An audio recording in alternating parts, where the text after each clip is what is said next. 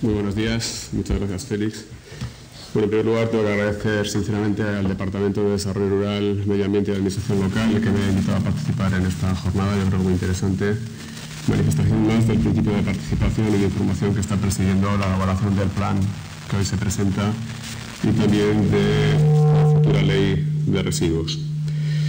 Bueno, hablamos de residuos. Quizá me quito esto. Un problema ambiental de todos conocido. No voy a hablar de la encíclica o Laudato Si del Papa, aunque yo la recomiendo desde luego porque es todo un tratado de derecho ambiental en el que se hace referencia clarísimamente a los límites del crecimiento, a la cultura del desarrollismo, del productivismo, de la máquina, de la conciencia que tenemos todos de la utilización efímera de los recursos y que está generando un problema ambiental que es muy importante, ya no solo de naturaleza terrenal, sino incluso de naturaleza cósmica, habida cuenta de que hay numerosos satélites dando vueltas que ya son auténticos residuos al estar fuera de uso. La directora general hablaba del objetivo del milenio 2030 del Programa de Naciones Unidas sobre Medio Ambiente. Yo voy a empezar hablando de este principio, el pensar global, actuar local.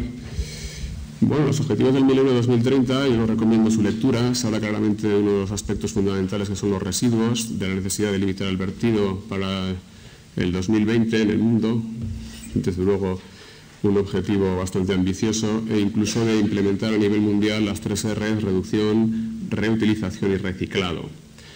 Hablo de pensar global, pero desde luego ya aquí vamos a hablar del actuar local, en concreto del Plan de Gestión de Residuos de Navarra, de Prevención y Gestión, y concretamente de cuáles son las medidas que se pretenden para su implementación. Bueno, descendiendo a escala europea, se ha hablado mucho de la estrategia sobre la economía circular, y me permito empezar mi presentación con algo bastante obvio, que también se deriva de la comunicación sobre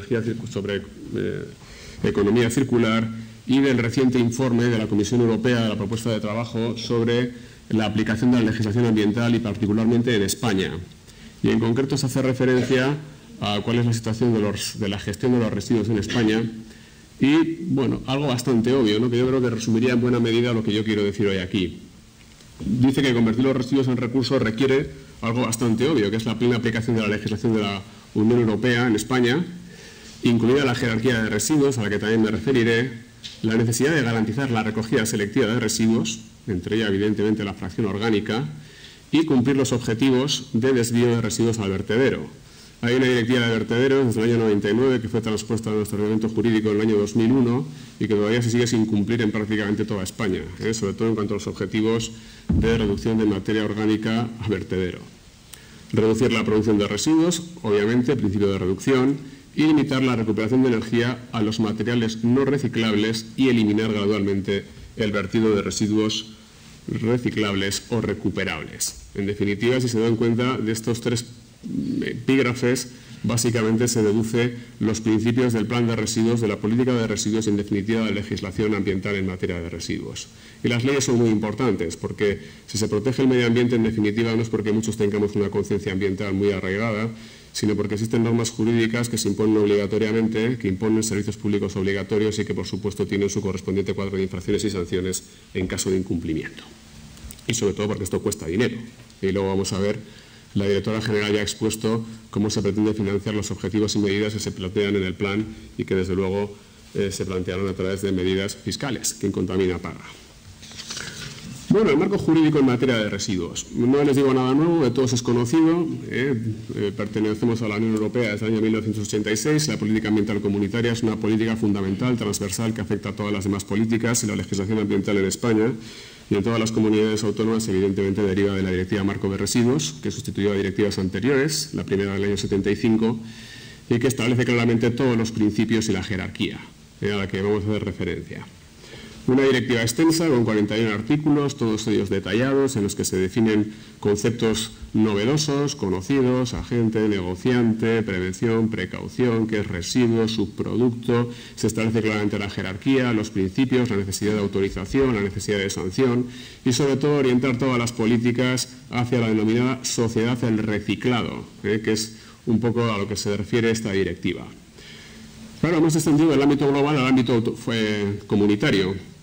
Y en el ámbito comunitario es de todos conocido, ahí también se hacía referencia la directora general a la estrategia hacia la economía circular. Una economía circular con unos objetivos si ustedes han leído la estrategia, mucho más ambiciosos que los que plantea la propia directiva. La propia directiva establece unos objetivos en 2020, que está a la vuelta de la esquina, solo 3 años, de aumentar hasta el 50% la preparación para la reutilización o el reciclado de los residuos municipales y hasta el 70% de fracciones como pueden ser los residuos de construcción y demolición. Pero la economía circular, la estrategia de la economía circular, fija ámbitos temporales de 2030 en el que se hace referencia a la reutilización y reciclado de hasta el 70% de los residuos municipales, del 80% de los envases, y de eliminar en 2030 prácticamente la totalidad de los depósitos en vertedero. Objetivos que, bueno, el tiempo lo dirá. Las normas y los planes establecen objetivos ambiciosos. Luego discutiremos si hay tiempo sobre la obligatoriedad de estos objetivos y se pueden exigir, de qué manera. Planes tenemos todos, ambiciosos en muchos casos, y vemos hasta qué punto son susceptibles de ser cumplidos. Bueno, en España tenemos una ley que, como muchas otras leyes, iba a decir reciente ley, la Ley de Residuos y Suelos Contaminados del 2011. Bueno, reciente relativamente, porque han pasado ya casi 6 años. Este verano eran 6 años de la ley. Una ley que, como otras muchas leyes, establece muchos objetivos, muchas técnicas, muchos principios que, de momento, en algunos de los aspectos todavía no han sido desarrollados reglamentariamente. De hecho, solo un reglamento de desarrollo tiene esta ley, que es el Reglamento de Transporte de Residuos del año 2015. Es una ley completa, es una ley detallada, es una ley bastante reglamentista, introduce de la mano de la transposición de la directiva muchos de los conceptos a los que he hecho referencia, los define perfectamente, hace referencia al sistema de depósito, devolución y retorno, hace referencia a los biorresiduos, a la materia orgánica, si bien no establece objetivos de recogida selectiva ni de valorización en ese sentido. Y bueno, legislación hay mucha. Ahí me permito citarles algunos de los flujos de residuos que han sido objeto de normativa específica y que también establecen a su vez objetivos importantes de reutilización o de reciclado o valorización. Vehículos fuera de uso, recientemente aprobado el nuevo Real Decreto en materia de vehículos fuera de uso este mismo año. Neumáticos, envases y residuos de envases, todavía en parte vigente la ley del 97. Residuos de construcción y demolición, RAEs, pilas, acumuladores, aceites, por supuesto lodos de depuradora, desde el año 90 regulados.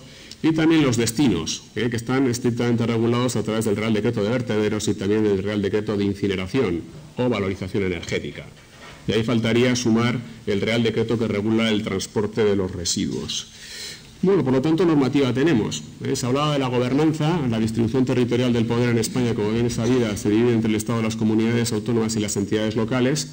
El Estado tiene pocas competencias, básicamente de transposición de la normativa comunitaria, lo que hizo a través de la Ley de Residuos y Suelos Contaminados, de la planificación, se ha hablado del Plan de Prevención Nacional y del Plan de Residuos, que por supuesto ahora sí vincula a los planes autonómicos, y son las comunidades autónomas las que tienen principalmente las competencias de planificación más importante, que es el Plan de Gestión y el Plan de Prevención, que aquí se presenta, el de Prevención y Gestión de Residuos en Navarra, y, por supuesto, las competencias de autorización, inspección, gestión y sanción.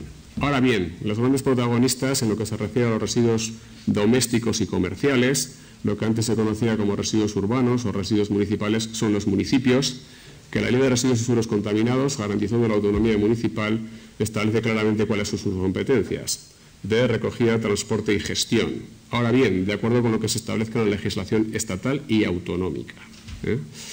Y esto también puede extenderse, lógicamente, a los residuos comerciales cuando así se lo prevean en la correspondiente ordenanza. No me voy a detallar mucho, no me quiero extender, porque yo creo que están esperando todos que lleguemos a el posible contenido de la Ley Foral de Residuos en su germen. Bueno, se hace una ley de residuos en Navarra. Es curioso, en Navarra en los últimos 10 años prácticamente no se ha legislado nada en materia de medio ambiente, o muy poquito. Desde la fantástica Ley Foral de Intervención para la Protección Ambiental del año 2005 a la Ley Foral 4 de 2005, una ley que a día de hoy pues, es prácticamente inaplicable porque ya ha sido desplazada en buena medida por la legislación de evaluación ambiental y la legislación de prevención y control integrados de la contaminación estatal. Bueno, pues no hemos tenido una ley de residuos. ¿Era necesaria o no era necesaria? Bueno, eso se puede discutir. Lo cierto es que en Navarra sí que ha habido intentos de regular la materia de los residuos. En el año 94, la Ley 1394 de Residuos Especiales de Navarra nunca se llegó a aplicar. Lo único que se llegó a aplicar de la misma fue la creación de la entonces NAMAINSA, Navarra de Medio Ambiente Industrial Sociedad Anónima, que se preveía que se configurase como un gestor público de residuos especiales.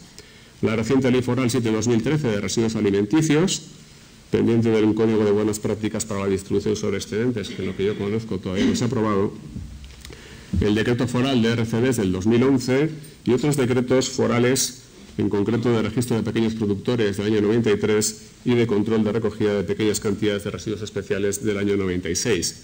Decretos que en buena medida tendrían que ser derogados y suplidos por la nueva ley foral de residuos que se apruebe y, por supuesto, los reglamentos de desarrollo que en su momento se plasmen. Bueno, ahí está la pirámide. Yo la pirámide no la invierto, porque es una pirámide jerárquica. Por lo tanto, en la cúspide está la reducción, que es el principal objetivo, y en la base la eliminación, que es lo último.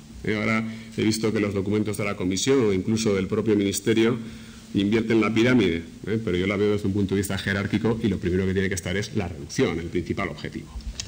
Bueno, hablemos de principios. Esto es de todos conocido, pero yo creo que hay algunas cosas que quizá habría que concretar. Bueno, son principios de derecho ambiental que se aplican de manera clara a los residuos. En primer lugar, el principio de prevención cuantitativa y cualitativa. Principios de prevención y precaución. La prevención cuantitativa y cualitativa en materia de residuos, hay que reducir la cantidad y hay que reducir la peligrosidad. Esto es bastante obvio. Pero también en cuanto a su gestión, debiendo optar por sistemas de gestión que conlleven un menor riesgo ambiental, tanto conocido como no. Cuando se opta por una forma de gestión de los residuos, también están presentes no solo el principio de prevención, sino también el de precaución. Porque la precaución ya saben que consiste o cautela el adelantarse a futuros efectos potenciales de determinadas formas de gestión. Nadie sabemos cuáles son los riesgos de determinadas formas de gestión y quizá cuando seamos conscientes de ello sea demasiado tarde. Y lo digo porque aquí, a pesar de que probablemente muchos estén pensando que solo vamos a hablar de residuos domésticos y comerciales o residuos municipales o la fracción orgánica de los residuos municipales, pues también el plan, como ha dicho la directora general, se refiere a otros muchos tipos de residuos, también los residuos industriales. Y estos principios, sobre todo el de precaución, habrá que tenerlo en consideración y el de prevención, por supuesto, cuando, por ejemplo, se autorizan determinadas formas de gestión de residuos industriales o se autorizan plantas de tratamiento que están sujetas a autorización ambiental integrada, en el cual el principio de precaución y no solo el de prevención están muy presentes. Proximidad y autosuficiencia en la gestión.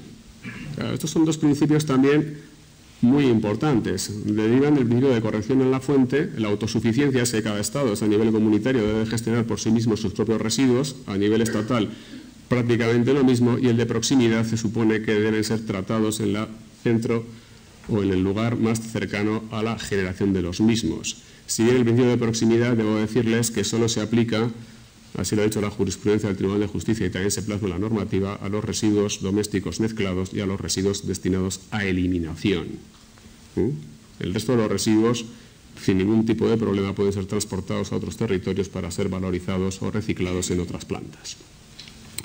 El principio de quien contamina paga. Este es un principio que a mí me encanta. Quien contamina más paga más, quien contamina menos paga menos. El principio de contamina paga deriva de la responsabilidad administrativa sancionadora, la responsabilidad penal por un delito ambiental y, por supuesto, las ecotasas o impuestos que gravan la contaminación. Y entre ellos, por supuesto, yo creo que va a ser un tema de debate que luego explicará muy bien Sergio Sastre, la fiscalidad ambiental. España está a la cola de fiscalidad ambiental. Un reciente informe de la Comisión lo ha puesto de manifiesto.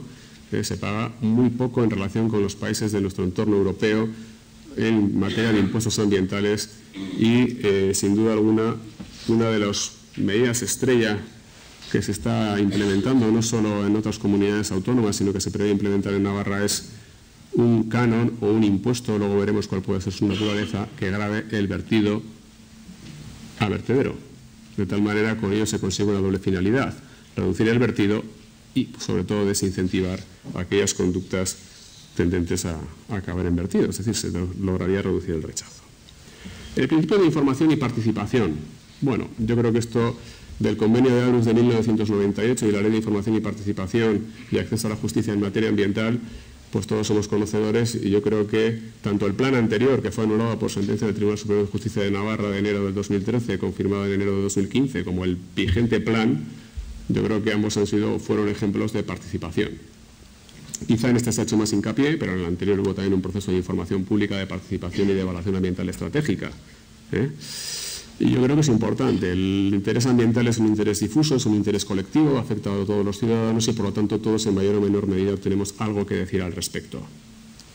Aunque a veces confundamos el interés individual con el ambiental, sobre todo en cuanto se prevé, en cuanto se refiere a la ubicación de infraestructuras de tratamiento de residuos, donde aflora el conocido efecto NIMBY, el Not in my backyard, o SPAN, sí pero aquí no, o BY, Bañaimenes, sí pero aquí no. Bien, el de coordinación. Hablaba la directora general de la gobernanza. Pues yo creo que son principios muy viejos y muy antiguos que están en la legislación administrativa general.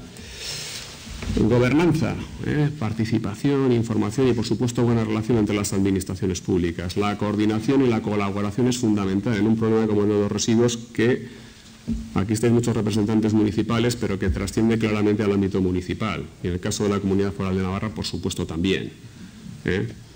Las competencias son locales, en materia de residuos domésticos y comerciales principalmente. Son los encargados de recoger y gestionar, pero desde luego la visión tiene que ser claramente supramunicipal, por muchas razones, que luego si quieren discutimos.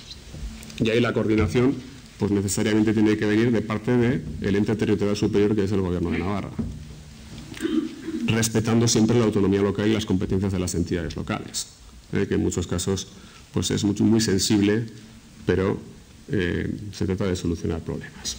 Bueno, y la jerarquía. Bueno, reducción. El mejor residuo es aquel que no se produce. Reducción cuantitativa y cualitativa en el que se plasma el principio de prevención. En segundo lugar, la preparación para la reutilización. Concepto nuevo. Antes hablaba de reutilización. La reutilización ya se habla de productos. La preparación para la reutilización se refería a los residuos. Es curioso, porque la Ley de Residuos y Suelos Contaminados, que se aprobó en el año 2011, en un principio apostaba bastante de manera decidida por el fomento de medidas tendentes al depósito de devolución y retorno, pero uno de los decretazos ley que se aprobaron inicialmente en el año 2012, pues equiparó prácticamente el DDR al reciclado de alta calidad en cuanto se refería a las medidas de fomento. El reciclado incluye el compostaje y la valorización energética procedente de procesos de digestión anaerobia. También se contiene ya como reciclado en la reciente comunicación de la Comisión sobre el rol de la valorización energética en la economía circular. Esta es una comunicación reciente de enero del 17. La valorización energética, que es otra opción, y en último lugar, la eliminación. Claro, esta jerarquía no es absoluta ni mucho menos. El artículo 8.2 de la Ley de Residuos y Suelos Contaminados se encarga de establecerlo, porque si la jerarquía fuese absoluta y vinculante para todos, pues no tendría que existir un solo vertedero en ninguna comunidad. Lo que tendrían que existir son incineradoras, por ejemplo. Por lo tanto, se puede justificar motivadamente la separación y el seguimiento de esa jerarquía siempre y cuando se motive y con ello se acredite que con ello se puede alcanzar un mejor resultado ambiental global. Pero las opciones son una u otra. En principio, la opción del plan es reducir prácticamente a cero la eliminación, aunque ya veremos si el rechazo cero puede existir, desechando la valorización energética. El plan anterior planteaba la valorización energética. Tengan en cuenta que el planificador ejerce una potestad que es discrecional y como toda potestad discrecional tiene que hacerlo de manera motivada y siempre y cuando se motiven de manera adecuada las decisiones que se adoptan en función de las infraestructuras existentes, de la tipología de los residuos, de la geografía, de la ubicación, etcétera, pues podrán ser o no asumibles. Al otro lado de la muga pues tenemos en Sabalgarbi, en Vizcaya, en Amorebieta, pues desde hace 20 años funcionando la incineradora, que es una instalación de valorización. Y la proyectada ahora mismo por GHK en Guipúzcoa, pues es lo mismo, ¿no? Aquí se opta por otros sistemas, en otras comunidades otros sistemas. Bueno, en definitiva no son ni mejores ni peores, o buenos o 2 minutos. Dame 5, por favor, Félix. 5. Bueno, vamos a lo importante. Bueno, de la planificación quería comentarles un poquito. El plan es ambicioso, todos los planes son ambiciosos. Claro que sí. Lo importante de los planes como de las leyes es su efectivo cumplimiento. Las determinaciones son de todas conocidas, los objetivos, la obligatoriedad y el cumplimiento, de esto podríamos hablar mucho, y sobre todo una de las cuestiones a las que me voy a referir es a la Ley Foral de Residuos, que se prevé expresamente en el plan, y que además es una ley foral cuyo contenido, en buena medida, de lo que voy a hablar en 5 minutos, empezaba en punto, Felipe. Dame 5 minutos. deriva del proceso de participación, porque muchas de las sesiones de participación de lo que se habló precisamente era de la necesariedad de una ley foral de residuos. Bueno, las opciones del legislador foral a día de hoy son tres. Una, aprobar una ley foral de residuos integral, perdón, me he sacado el micrófono, una ley foral que quizá fuese innecesaria. No es necesario repetir lo que dice ya la directiva ni el legislador estatal. Y luego plantea problemas, porque si se modifica la ley estatal parece que tendríamos que modificar la ley foral. Optar en segundo lugar por una ley foral más sintética, que exclusivamente se circunscriba a regular el canon por vertido o el impuesto por vertido. Ya veremos cuál es la naturaleza en el que se determina el hecho imponible, la base imponible, la cuota, es decir, los tramos, y quién es el contribuyente o el contribuyente sustituto. O creo que es la opción más adecuada optar por una tercera opción, un tertium genus, que sea una ley foral que sea útil, es decir, que sin perjuicio de que lo que ya tenemos en la legislación estatal, pues la ley foral cubra aquellos aspectos que el propio plan prevé como brillantes y que deban tener un apoyo legal para poder ser exigida su implementación. De la competencia no vamos a hablar. Navarra evidentemente puede aprobar, tiene competencia legislativa por supuesto para desarrollar la ley básica estatal, además de poder aprobar normas adicionales de protección. ¿Esto qué quiere decir? Que el legislador foral, como el legislador autonómico en general, puede ir más allá de la legislación básica, a pesar de que la legislación básica cada vez es más reglamentista, más detallada, prácticamente ya no concede margen de desarrollo legislativo a las comunidades autónomas. Y luego hay que tener en cuenta en algunos aspectos la ley de unidad de mercado, que no parece estar muy de acuerdo con la posible heterogeneidad que se deduzca de la aprobación de leyes forales. Bueno, el posible contenido, y digo posible. Los principios de jerarquía ya los he explicado y están más que machacados. Están en la directiva, están en la ley, quizá huelga decirlo, en una ley foral. El régimen de intervención también es innecesario, están en la legislación estatal. ¿Para qué vamos a establecer qué actividades de producción y gestión tienen que someterse a comunicación previa o declaración responsable de autorización? Ya está en la ley estatal y se aplican aquí en Navarra, que tiene sus competencias de ejecución en materia de medio ambiente.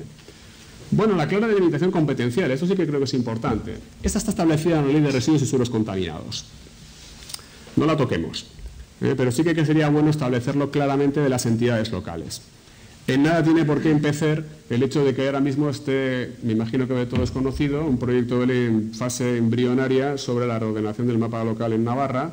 Se acabarán siendo mancomunidades o comarcas, pues da lo mismo. La competencia es del municipio y los municipios ejercerán sus competencias, ya sea insertos en las actuales mancomunidades o en las ulteriores comarcas que en su caso se establezcan. Y luego a partir de ahí, pues... Otra de las cuestiones, la creación de un ente público de residuos. Bueno, creación o no. Un ente público de residuos que puede ser creado a imagen y semejanza de la Agencia Catalana de Residuos, que yo creo que es un buen ejemplo, un buen referente, que puede ser una entidad de derecho público, que puede ser un organismo autónomo foral, o quizá puede ser una empresa pública. En Navarra tenemos una empresa pública de gestión ambiental, dos mejor dicho, Navarra Infraestructuras Locales Sociedad Anónima, que ya viene recaudando el canon de vertido, el canon de saneamiento, perdón. O tenemos también otra empresa pública, la Gestión Ambiental Navarra, o también la existencia de un consorcio, que a día de hoy no integra todas las mancomunidades, pero bueno, esta es una entidad de naturaleza local. O crear un nuevo ente. Termino, Félix. Y bueno, la novedad principal, o lo que se ha venido demandando, principio quien contamina paga. Claro, Madrid lo tiene, Murcia lo tiene, Cataluña lo tiene desde hace muchos años. Un impuesto que grave el vertido o la incineración. Con esto se consiguen dos claras finalidades. En primer lugar, desincentivar el vertido, con lo cual aumentarían necesariamente por parte de todos los municipios los programas de reciclado, reutilización y valorización, claramente, y por otra parte plasmar el principio de que el contamina paga. Desde mi punto de vista y sin ningún tipo de lugar a dudas, tendría que ser un tributo de naturaleza finalista, destinado a financiar las infraestructuras, el tratamiento, los programas de recogida, de valorización, etcétera, etcétera. No un tributo que ingrese en la caja común, por así decirlo. Si se trata de un impuesto ambiental en sentido estricto, lógicamente se tiene que ver el retorno desde ese punto de vista. Y bueno, por supuesto la materia orgánica, los biorresiduos. Es curioso, porque la ley estatal introdujo esta novedad en varios de sus artículos, hace referencia a los biorresiduos. Ah, perdón. Es que me... Pero se me oye atrás. Sí, vale. Y acabo. Los biorresiduos. Bueno, el plan de residuos claramente establece la obligatoriedad o la intención de que se establezca la obligación de recogida separada para todos los entes locales y el establecimiento de objetivos. La ley estatal no lo establece. Y es curioso porque el proyecto de ley, en el año 2010, de la Ley de Residuos y Suelos Contaminados, sí llegó a establecer objetivos de recogida separada de la materia orgánica en los municipios. Objetivos relativamente modestos. Se hablaba de un 10% para 2014, un 15% para 2017, superándose sucesivamente, pero no.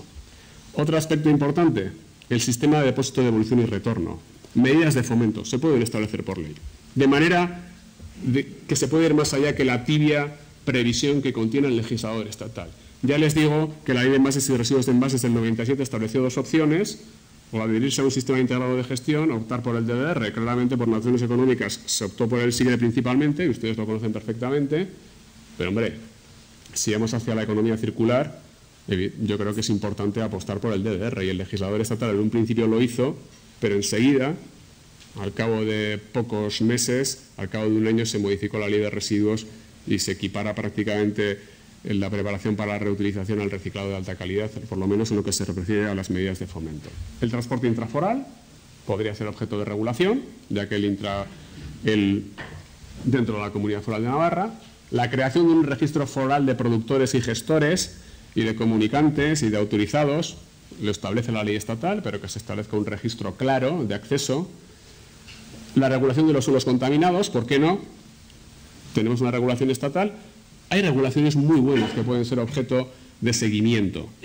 Por ejemplo, la legislación vasca de suelos contaminados. En Navarra no hay un inventario de suelos contaminados en el que se establezcan los niveles genéricos de referencia, el procedimiento de declaración y el inventario. Los emplazamientos son importantes. Los suelos contaminados generalmente se contaminan por deposición inadecuada de residuos y con el impacto ambiental que tienen sobre las aguas superficiales y subterráneas e incluso sobre la atmósfera, por no hablar de salud pública si son de metales pesados. Un régimen de infracciones y sanciones en el que la prestación ambiental sustitutoria ya creada por la Ley Foral de Intervención Ambiental podría tener participación. Y básicamente estos serían algunos de los me he ido 5 minutos, ¿vale, Félix? Bueno, una reflexión final. Legislar es muy fácil. Legislar es fácil. Ustedes y yo podríamos hacer aquí un texto articulado estupendo con ambiciosísimos objetivos de reutilización, reciclado, recogida selectiva. Planificar es relativamente fácil también. El papel lo aguanta todo. Se pueden establecer objetivos, se pueden prever o no infraestructuras, se pueden prever o no localizaciones de esas potenciales infraestructuras que en el futuro se vayan a ejecutar. La prueba del 9, lo difícil es ejecutar los planes, cumplir los objetivos y, por supuesto, hacer que se cumplan las leyes. Muchas gracias.